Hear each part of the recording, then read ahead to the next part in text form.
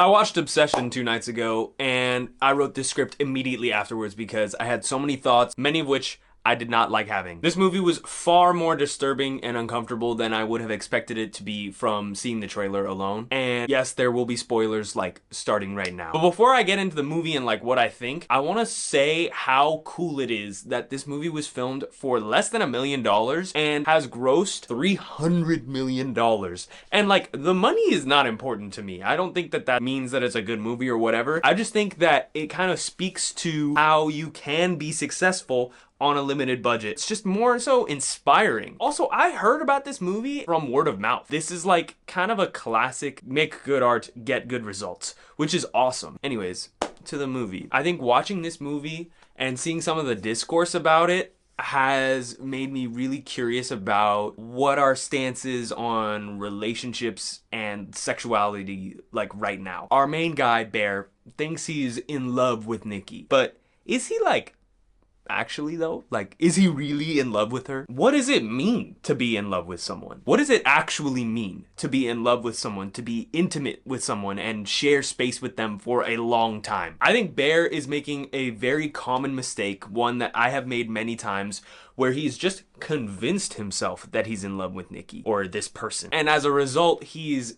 entitled to her affection. Hear me out. I think the entitlement is why he feels like he can't tell her how he feels at the beginning of the movie. He's so attached to the idea of Nikki that the potential success of telling her he has feelings for her does not outweigh the earth-shattering failure that would come from telling her and being rejected, because that would disrupt the idea of her, the attachment to the idea of her in his mind. And so now he's basically built his entire world, his entire self-worth and personality around her. And so he resorts to some other way of trying to do it, basically trying to do like a shortcut or whatever. And even though he doesn't really think that this shortcut is going to harm him or Nikki, that's not his intention, it inevitably does, because it's a decision made out of fear. Fear of loss of attachment to this idea. So why? Why would he do this? Why do we all do this? I know it's a movie, like I know it's a horror movie and they're supposed to make the wrong choice, but I couldn't get this out of my brain. Like what is he doing? What part of our brain is wired in such a way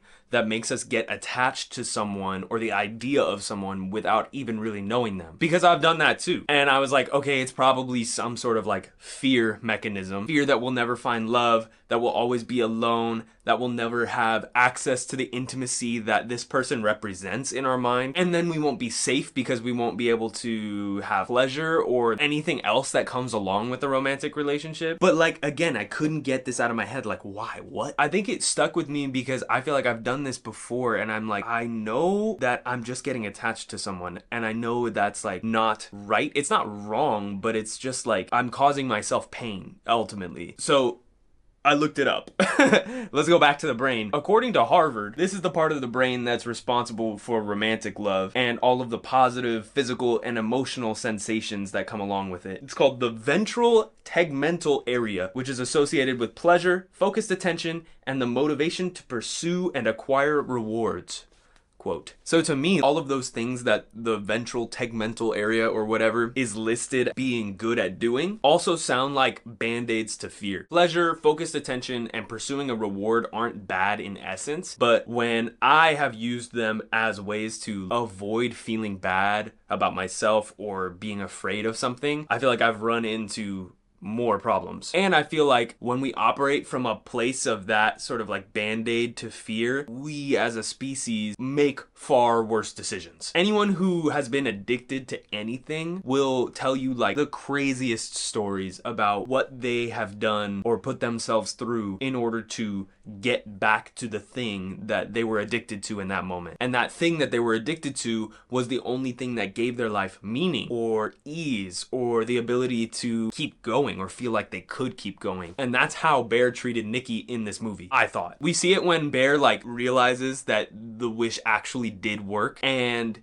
he stays. He doesn't make a choice to like reverse it. Obviously, he's not given very good options on how to reverse the wish, but he just stays in it. He chooses to essentially go down with the ship, and stay with Nikki, who is not really Nikki, the one that he fell in love with, because he's too afraid of not having love. And so that fear is making him do bad things. And I think that's why I like this movie so much. So I finished this movie and I thought all of those thoughts that I just told the camera. And then I was like, whoa, wait, is love real though? Like, are we all just too afraid to be alone, and that's why we're choosing this way of life? Should I just become a monk? Are we hopeless? Like, I don't know. And then I was like, no, dude, like, calm down. We've been down this road before. One, you should not become a monk, and two, love is definitely real. It's just that Bear's love is not love. And I think that so often we think that that kind of a love where we imagine being in love with someone who we don't really know like that is love, even though it's not. He never gave himself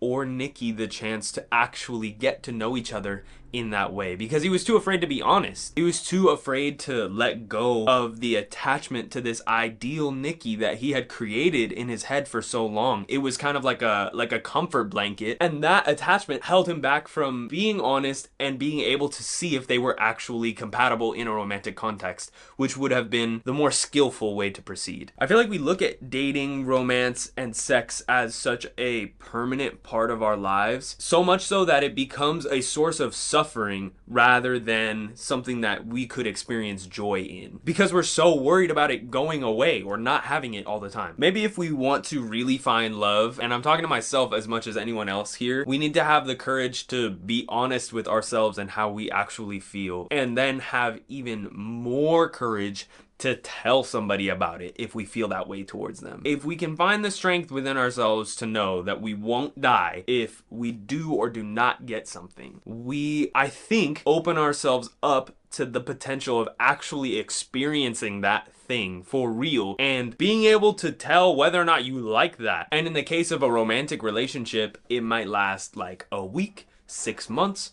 a bunch of years, your whole life. No matter what, it's gonna end, and that's okay. So I guess what I'm saying is be honest with yourself and the people that you care about. And I'm saying that to me as much as I am to anybody else. And again, it's just a friggin' movie, dude. Like, I don't think that this movie like actually means all those things. That's just what it made me feel. And I thought that was cool, so I made a video about it. But you should go see it, man. Like, even if you don't love horror movies, I think you should go see it. It's worth it. It was made for so little money in comparison, and it's just genuine. It feels really authentic. So go watch it. Have a good day.